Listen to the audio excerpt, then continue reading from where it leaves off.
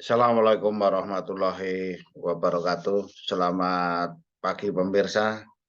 Salam pertanian Indonesia. Para Bapak Ibu petani di seluruh Nusantara. Jadi pada kesempatan kali ini kita akan berbincang-bincang mengenai SDM manusia petani di Indonesia. Jadi Bapak Ibu sekalian, SDM ini sumber daya manusia ya, sumber daya insani. Jadi beberapa waktu yang lalu saya melihat sebuah video tentang adanya dialog. Ya, dialog itu begini kira-kira. Jadi ada suatu dialog antara Pak D dan keponakannya. Ya. Kira-kira ringkasnya seperti ini ceritanya. Ya. Halo si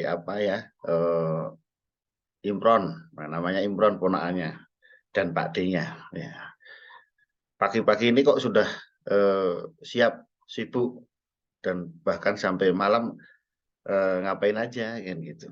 Oh iya Pak D, karena beberapa waktu ini saya ingin bukan ingin mempersiapkan diri mau sekolah di luar negeri. Wah, Pak D-nya bilang ya hebat kali lah, ya, gitu.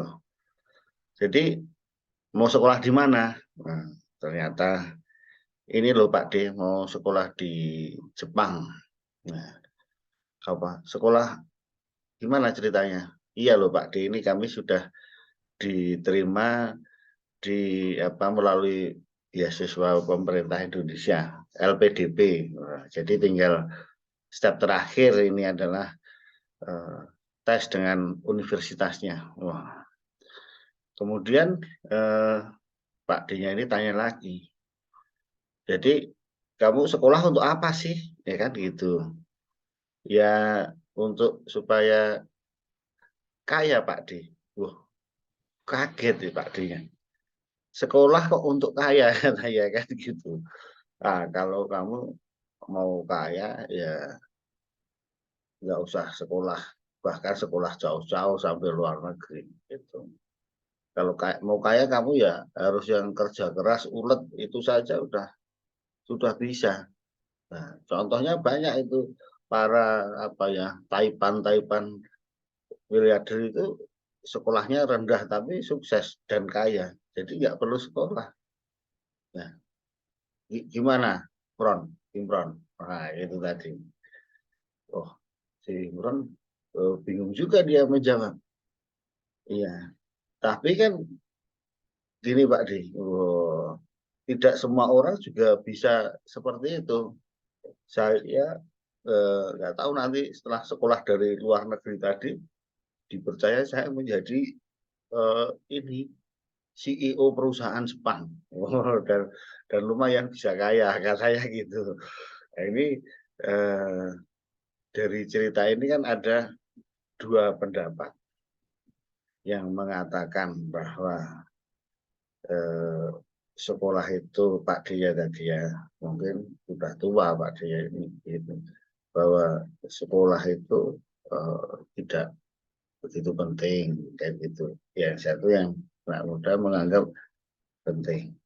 Jadi cerita ini untuk mengawali bagaimana kita di dalam SDM petani di Indonesia itu bagaimana?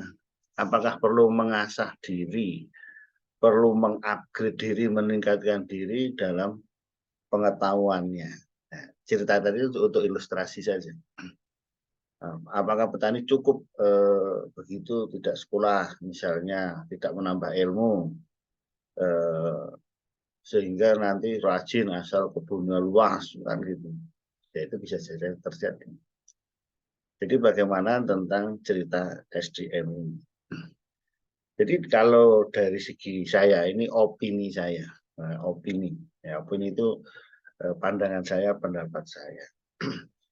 Jadi kita ulas dulu pendapatnya Pak D-nya, ya kan? Ya memang untuk menjadi sejahtera, kaya, Tapi sejahtera itu tidak hanya kekayaan fisik materi ya, tetapi kan berbagai macam hal. Ada 8, ada kesehatan, ada hubungan yang baik dan lain sebagainya. Jadi kalau dia mencontohkan tadi ada beberapa taipan pengusaha miliarder yang memang sukses tanpa sekolah formal, kemudian sukses menjadi itu dari berangkat dari bawah, ya itu memang ada itu, dan itu bisa terjadi, iya, nah, benar. Tapi ya kalau menurut opini saya benarnya tidak 100%. Karena dari contoh yang ada itu jumlahnya dibandingkan dengan rata-rata pasti sangat jauh, sangat kecil. Ya, benar, tapi kan juga tidak benar begitu. Jadi yang mencapai itu tidak banyak secara statistik, sedikit.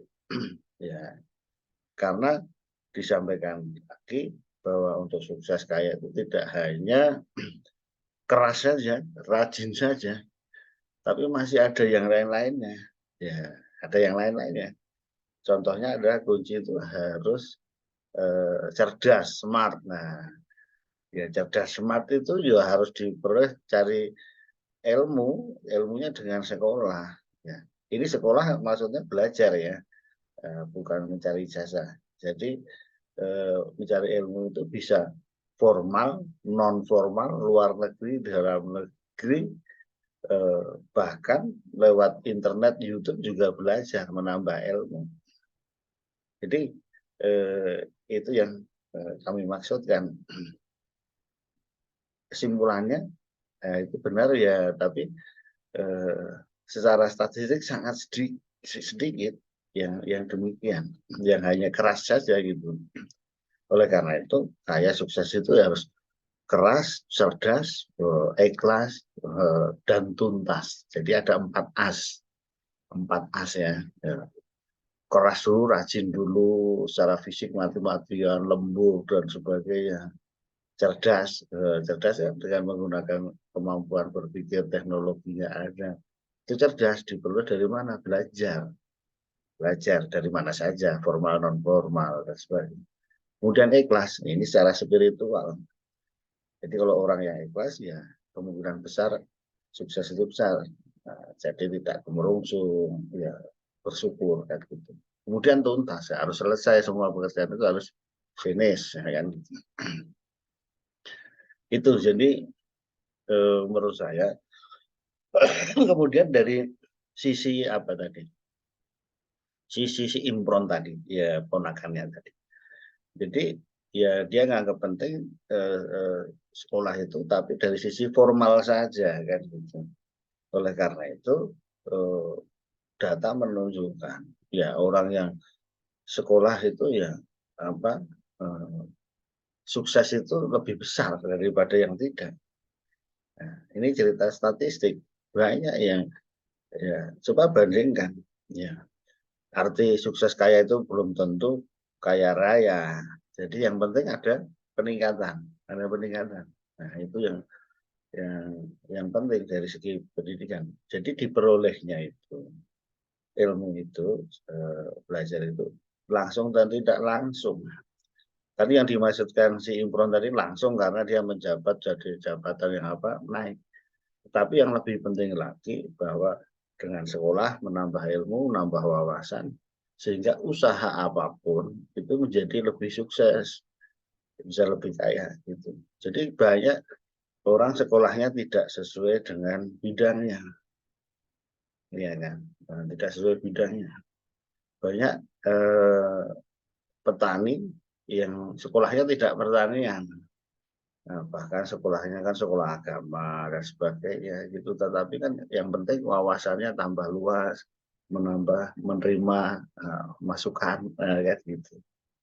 Jadi ilmu itu masuknya membuat sukses kaya itu melalui langsung dan tidak langsung. Langsung melalui jabatan, kedua tidak langsungnya menambah pengetahuan sehingga bisa mengembangkan diri, kreatif, inovatif. Nah, itu yang pentingnya sekarang dari segi statistik menunjukkan demikian. Nah, jadi kesimpulan apa yang bisa kita tarik dari obrolan Imron dan Pak D-nya tadi dalam kaitannya petani di Indonesia. Nah, sekarang contoh di masyarakat aja, lihat saja apa bisa zaman sekarang ya, suatu taipan pengusaha tidak belajar, tidak sekolah, gitu. Nah, itu cerita itu mungkin cerita agak lampau. Jadi pemirsa, kesimpulan dari ceritanya Imron dan Pak D-nya adalah untuk petani kita, bagaimanapun caranya kita harus tetap belajar. Nah, tetap harus belajar. Jadi belajar itu sampai lahir sampai ke liang lahat. Nah, ya kan. Belajar terus sampai di mana-mana, bahkan sampai ke negeri Cina, kan gitu.